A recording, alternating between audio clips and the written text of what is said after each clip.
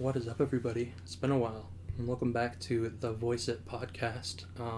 Man, that feels weird to say because it's been like a year, but we're bringing it back, and this time it's going to be way different. We're not going to be just covering sports, college football, NFL. I mean, that could be part of it, but we're going to get much deeper, talk about real world issues, and I'm here, of course, with the one and only Rocky Nunley, my father. Say what's up. Hey, what's up? And this topic is a pretty important topic to discuss. I would say we're going to be going over the differences between how society is now and how society was when my dad was growing up or before then, and just really the key differences. I think my generation is struggling really hard at the moment. I think they have been for a while. I think if you look at the stats, you can see how much suicides have went up, especially after this whole social media thing came out. Right. Yeah. I mean, no, it has, but it's one of my favorite authors. His name's Mark Manson, and he had a story that he was talking about, or a fact, I guess, that while suicides did increase whenever social media did come out, the biggest spike was in 2011 whenever every 5-year-old teenager had a smartphone in their hands. Which, by the way, I hate to say it, but that is when Snapchat and Instagram came out. Maybe so. But I'm saying that social media predated that. You had Facebook, you had MySpace, you had all sorts of different things. Tumblr. Yeah, that's all true. Those things predated. MySpace. Maybe not Tumblr, but a lot of them. Yeah, MySpace was rad, man. You could put like your music. MySpace back in like 2002. Yeah, I was like, I don't even know why that went away. But nevertheless, that was the biggest spike. And it makes sense because, there was a time when social media was out where kids could, go home and, they would get on their social media and then all of a sudden it would be like, oh, I got to deal with this crap now. But then they would go to school and they were somewhat isolated from it. But then all of a sudden when everybody started having smartphones in their hands, I mean, all day at school, all day at home, there was no getting away from the harassment. If you were one of the kids that were being harassed, it was just 24/7, 24/7. Pretty much. As long as you're on your phone, there it was. Yep. I hate to say that. I know that for personal reasons. Well, I'd say with me growing up, I'd say social media has caused 10 times more harm than good. I think, to be honest, part of me wants to get off and not go back, but also I can't. Yeah. It's just like, I have so many people on there that I do care about and I do like to talk to. But then again, like, it's still hard to like say that when you go through so much shit online. Like, you get so much hate, like, oh, your fit looks ugly, or oh, you look disgusting, or you post on your story, you don't look that good, you gotta do this or that. Like, fuck you, who are you gonna tell me what I look like and like if I'm attractive or not, Like, yeah. I think that part of the problem with your the younger kids in your generation is, like I said, being desensitized, right? Whenever you're subjected to your buddy sending you an image or a video and you click it open thinking it's going to be like SeaWorld, next thing you're looking at a beheading or something like that. Jesus or Christ. Or honestly, I mean, it's true. Being able to have pornography at the tip of your hands, I mean, on any device, including a Nook, which I think we've actually been there before too, haven't we? Yep. Right. Not so great. But all these things desensitize younger folks, and then it makes it to where whenever you say something to somebody like, go kill yourself, you should die, or you're fat, you're ugly, it's like nothing. You know what's funny? Let me pause you right there. With those comments like that, and those kids said, they're like, oh, they probably won't do it. Probably just not gonna let it bother them. You have no idea what those comments do to someone. Now, as a guy that's been through that shit, I could tell you, when someone tells me to kill myself, it doesn't help, because, my mental health, like, I have those thoughts by myself. And then when you have other people on top of that saying, yeah, you should do it, okay, that's not helping my case at all. That's going to push me more to want to do it even more. People don't think that, but it's true. Words do hurt. It's this whole sticks and stones may break my bones, but words can never hurt me is bullshit. All right, words fucking hurt. Right. They do. Right. And especially, when you're getting harassed on social media on a daily basis and you're getting these evil texts daily, there is a solution, guys, and I just found out after 17 years what that solution is. It's called the block button. Yeah. But to go back to your cliche that you used, the whole sticks and stones may break my bones. I mean, when that cliche came out, I mean, literally, words were nothing compared to, again, back in my generation, if there was a problem that somebody had with me, then more than likely we go to school. Half the time I was horrified because I wasn't some person that liked to go get in fights all the time. You weren't no big boy. No, I wasn't a big boy. So, but whenever I go to school and there was someone that had some problem with me, then we would hash it out at school, and Face then to I would face. go home, right? And then I would go home, and there was a respite from it, right? I could hide behind the walls of my home, my sanctuary, and not even have to really think about it. But whenever it's just fed to you constantly all day long, and your kids are addicted to the internet. Kids are They addicted can't get off it. to likes and tweets and retweets and follows. Yeah. So it almost like defines you now, which in my generation, certainly there was no concept of that. You defined you, and how you interact with people in person defines you. Yeah, I mean, literally, that's how people talk, though. Like, and you wonder why, though. 'Cause, I mean, I could tell you why. It's definitely doesn't help when you have those idiots, those LA influencers, Bryce Hall, Jake Paul, all those motherfuckers. Yeah, I'm calling you out. Want to box me? Let's go. Easy. No, I'm just Hold kidding. on. I'm just kidding. I'm just kidding. I'm kidding. I'm kidding. No. But yeah, those people literally suck. They have made kids that, without even realizing it, care about likes, followers 10 times more just because of like, oh, look at me, look at my watch, look at my Rolex, look at my Lambo. Sure, but I think those people that you were just mentioning are products of the society. I think that the sickness, or Pandora's box, if you want to call it that, started way before then.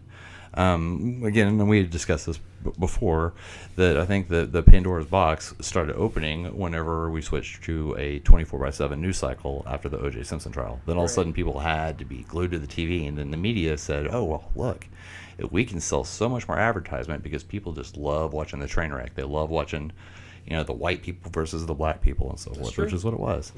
And then all of a sudden you have the internet, which came out not too long after. I think it came out before then, but as far as like the mass uses, it started coming out, and I'm sure there was some bullying in chat rooms and so forth, but not that much. But then all of a sudden with the social media advent and the whole like button thing, if you watch The Social Dilemma, right?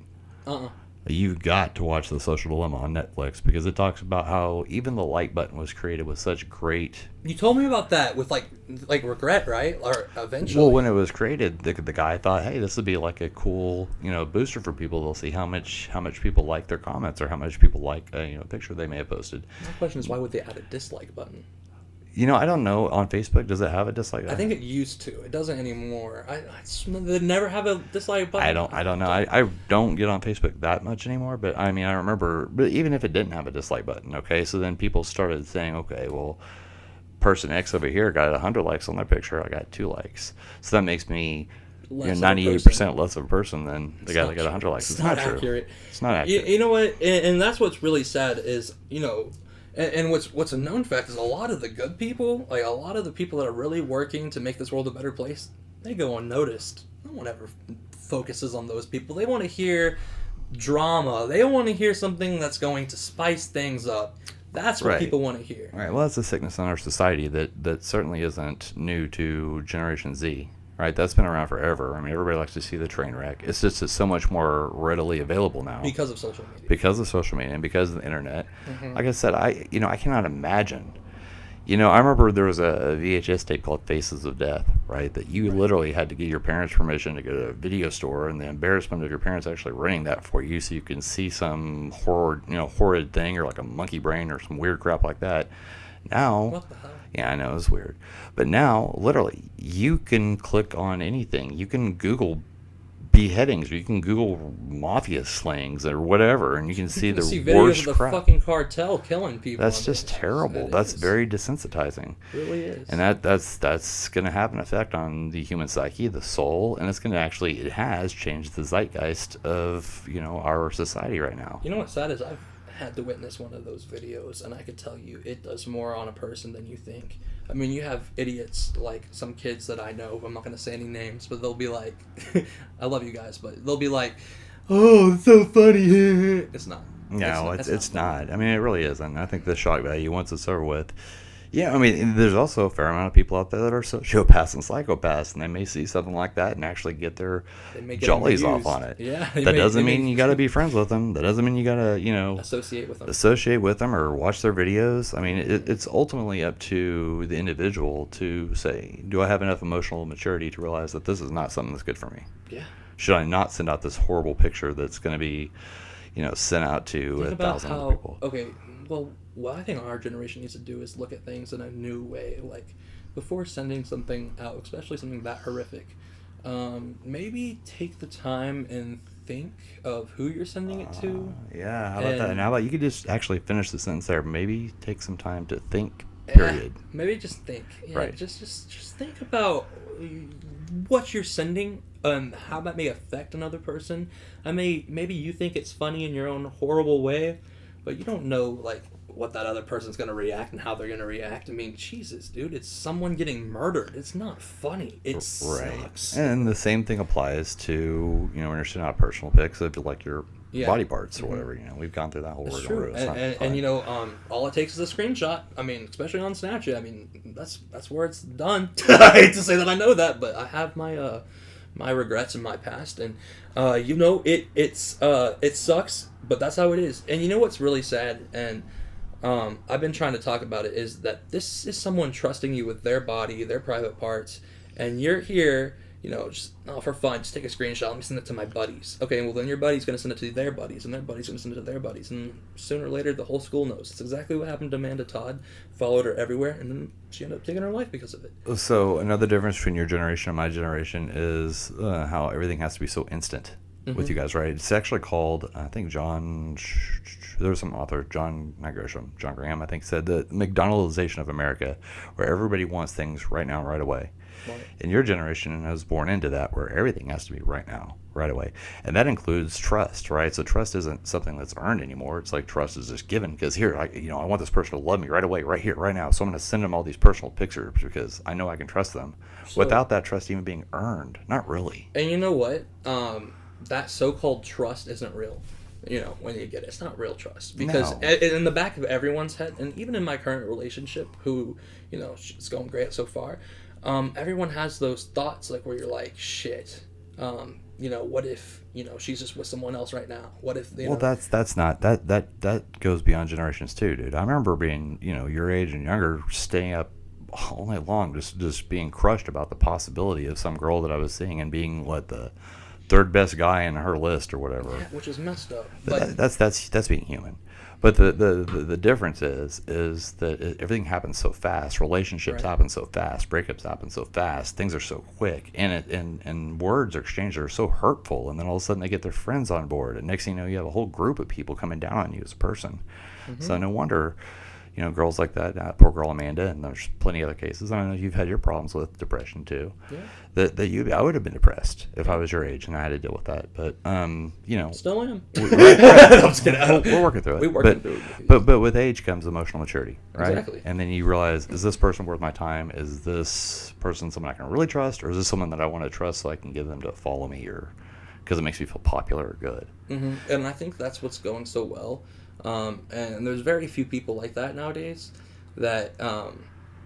But the truth is like it's very hard to get that trust nowadays, because you have those apps like social media where like nowadays in relationships, and this has happened. I'm not accusing anything, but I'm saying this has happened in the past where you can just be like, maybe her butt's not big enough. Let's go on Tinder real fast. Maybe go find a girl with a bigger booty, or maybe increase her boob size, or maybe her hair doesn't look as pretty there. Maybe let's go find a girl that her hair's more pretty.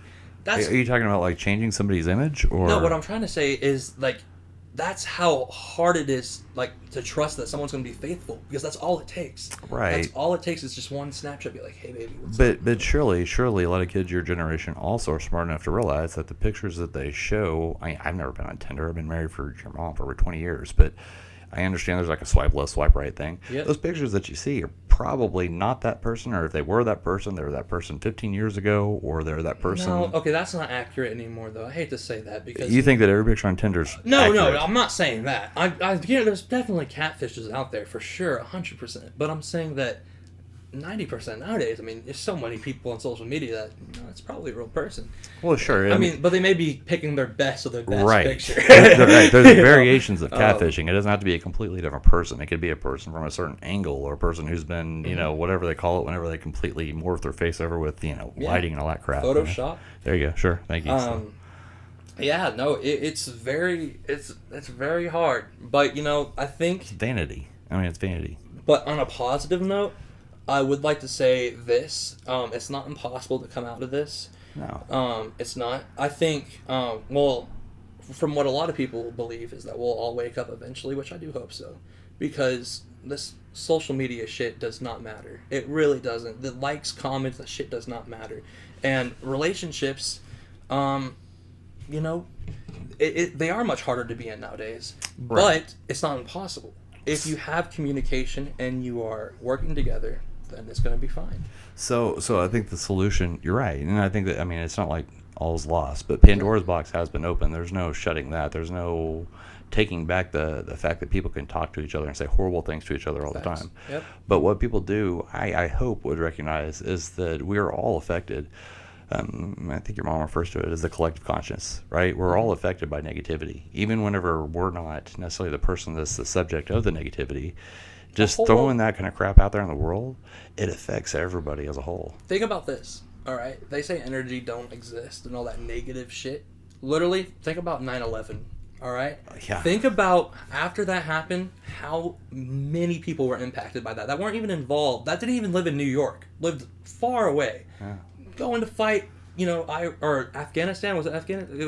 Yeah, it was Afghanistan. Yeah, I mean, that's a Which whole... we recently pulled out about recently. That's a whole nother discussion podcast in and of itself. But yeah, I mean, you weren't even born yet. Believe me, I remember. I remember how that people day. were pissed and livid. Like even you said that you wanted to go in the military, right? Yeah, I did. I got super emotional. I think a lot of people did. Because it was Such a big attack. Horrific thing that happened.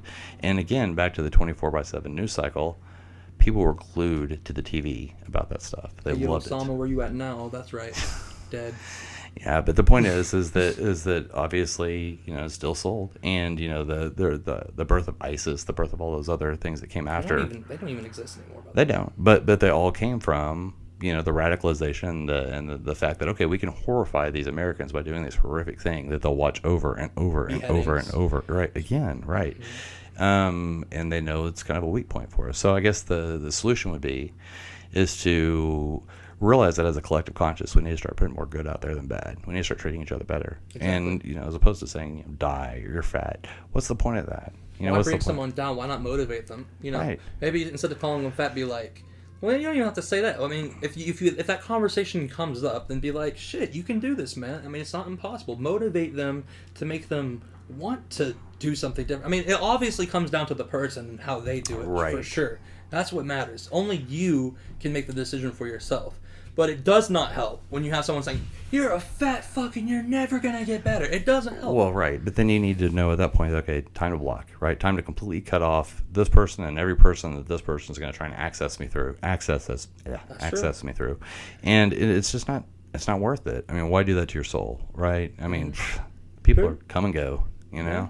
I mean, there's been times I remember where it's gotten so bad from being harassed by people, with YouTube comments, Snapchat, Instagram. It's gotten so bad that I had those thoughts. I hate to say I had those bad thoughts. Yeah, put me in a right there with you. Dark place. You remember. Of course. And it was hard to get out of. And I'm still going through that shit. But I'm just growing up and I'm able to handle it in a better way. Right. So I think one of the things that, specifically your mom and I are trying to get across to you, hopefully your brother and your sister Maddie, is the fact that you cannot find real happiness through external sources. So if you're going to try and define your happiness by somebody's comments or somebody's approval or validation, or somebody else in general, exactly. It's never going to be genuine happiness. You have to somehow figure out how to be content with yourself on the inside. And if that means cutting everybody off and looking inwards as much as possible, that's what you got to do. Yeah. But that's how we're going to get back to good, is by finding, a place of zen, I guess, within each of ourselves, and then sharing that positivity with everybody around us. That's true. Right. And that's what I've been trying to encourage people to do, and that's what I've done with my social media, or that's what I try to do more times than not. Which, by the way, Instagram, I still got issues with you for banning my account of 7 years. We're gonna fight on that. But you're gonna fight on that. I've always used that platform for positive stuff. Usually, I used to have like a series called this little thing called Life, and I would live stream for 20 minutes each, just talking about like, dude, it's gonna get better. We're living in a world right now where everywhere you see, it's more than likely negative. I mean, we got COVID going on right now. You got the whole Afghanistan thing. And you know why you hear about that? Because of the media, and it's everywhere. and it's Yeah. hard to avoid. I mean, it genuinely is, and it does. I mean, it sucks to hear about that shit. No one wants to hear about that stuff. Sure. You know, But we have to take ownership for what we put out there ourselves. So like, even you, for example, there's times where I know that for a fact that like maybe you've said some things that were triggering, and it was just because maybe you're in a mood, maybe you're in a bad mood, maybe someone said something to you that set you off, and it made you say something that ultimately triggered other people. And then in hindsight, you think, maybe I shouldn't have said that, and maybe that wouldn't have led to well, X, Y, Z. who hasn't done that? I've done it. Mm-hmm. You've done it. Yeah. But the part of emotional maturity that's important is before those things, get put out to the masses, realizing that maybe this isn't so great. Maybe I should just hold back and maybe sleep on this for a night, or not even say it at all, or heck, just the old saying, if you have nothing good to say, don't say it at all. Mm-hmm. Maybe say the opposite of what you're thinking. Just try not to trigger people. And but that doesn't mean lie to someone, right? No. You don't want to, if it's out of a kind heart and a loving, place, make sure they know that instead of like making them feel like they're being judged, because Of course. that's a big difference. Like, I have people in my life where they don't think they're judging me, but they are. They're not. They don't think that. They think they're trying to help, but you're pushing me overboard. Right. You're making things 10 times harder by saying some of the things you do. So when you're trying to talk to someone, my advice is make sure you let them know that, hey, this is from a place of my heart. I want you to know that I'm here for you. And then just follow up with what your advice is, Right. Or just, I make sure they want to hear your advice first, right? Because sometimes a lot of people just Don't want need to it. be heard, right? The three things that I think that your generation, my generation, one of the common denominators is we all want to be seen, heard, and validated, right? So that doesn't mean we want everybody to hear us and everybody to see us, but we want those that matter the most to see us and to hear us. And that's the difference with your generation, is the fact that you feel like, well, I need the masses to hear me. I need the masses to know my name for me to be important. It's not true. It's not important. Honestly, you can start small by like just going to your friend group, and the small circle you have, even if you have a small circle, spreading positivity to them. And sometimes, not all the time, but more times than not, they will feel that, and it will make them feel better about themselves and make them, live their day 10 times better. You know how many times I've heard, and it's a fact, just all it took was a smile. Even for school shootings, all it took was a smile or a thumbs up. And they didn't do it. Right. Well, so let me add one word to that, if you don't mind. Unconditional. All right. So unconditional positivity or unconditional gratitude. So if you say, hey, I'm going to give this person this compliment in hopes that they give me a compliment in return, that's not unconditional positivity. Yeah, right. Because that doesn't mean, that's not genuine. Right. I mean, that compliment isn't genuine if you're expecting someone to say something back. Right. Yeah, I remember a fellow named Melchior one time told me, because I was complaining about something. I was doing so much for this one person, I wasn't getting in return. He goes, well, Rocky, if you giving with the expectation of receiving isn't really giving at all, now is it? And when I thought about it, he's right. It wasn't. I was letting somebody borrow my emotions, basically, until I can get them back, right? I want them to make me feel good. And that's what I think your generation looks for, is that dopamine kick from likes, or that dopamine kick from retweets, or what have you. They want the clout. It's called clout. That whole term that came up in 2019, clout, is stupid as shit. Let me just say. It's been around for a while longer, but in the context of social media, okay, right? well, it really blew up, I'd say, in the last 3 years, Sure. sometimes more. Like, oh, you don't have enough clout to be next to me. Fuck you. Yeah. I'm sorry for my language, but dang, man. You're not above me. You're a human being just like me. Maybe you have more money. Maybe you're a little more successful. Well, what defines success, right? I mean, money doesn't. I mean, I guess if you want to look at logistics, but I would rather be poor as shit and be happy with myself than be rich and live in deep depression. Let me just Robin Williams, one of the most famous comedians of all time. I feel like I'm going all over the place, but one of the most famous comedians of all time.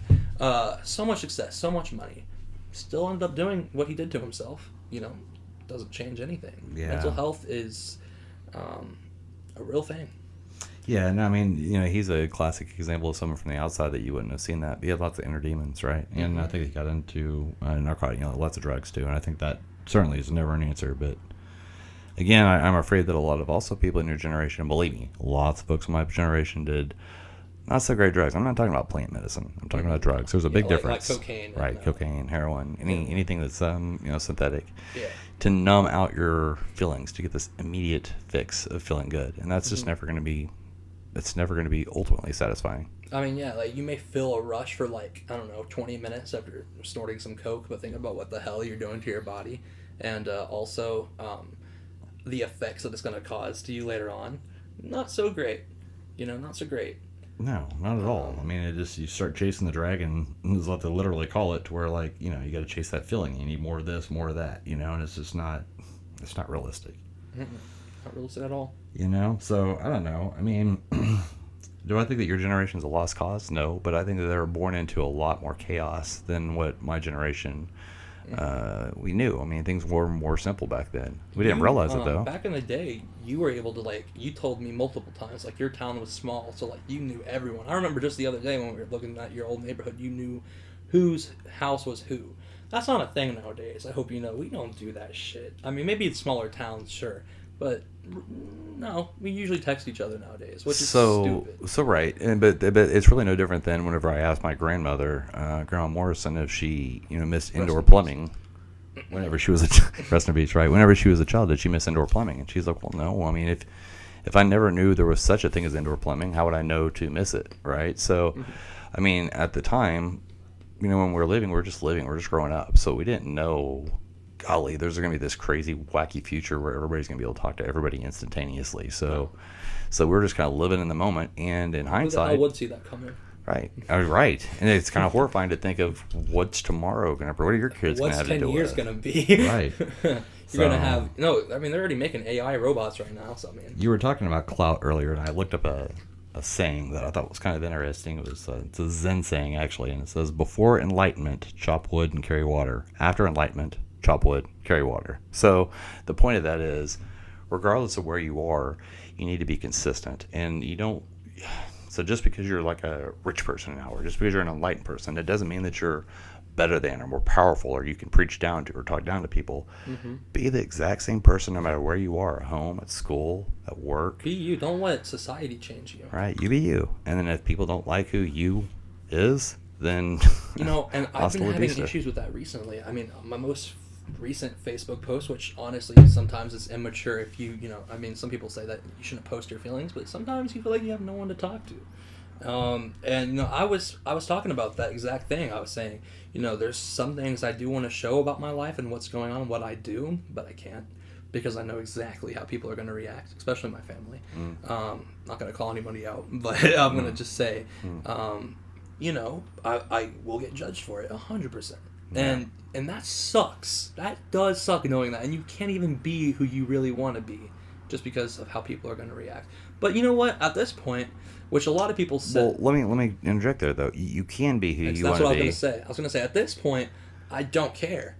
Right. Because their judgment is their judgment. That's part of their domestication, not yours. And probably shit that they went through in their life. Sure. Or... there's how they were raised. And that, again, is a whole other podcast talking about our domestication, because believe me, mine and yours, as much as they seem different, are very similar also. And we can talk about that some other time. But anyway, we should probably wrap this one up, don't you think? Yeah, for sure. Here's the conclusion. We aren't totally fucked.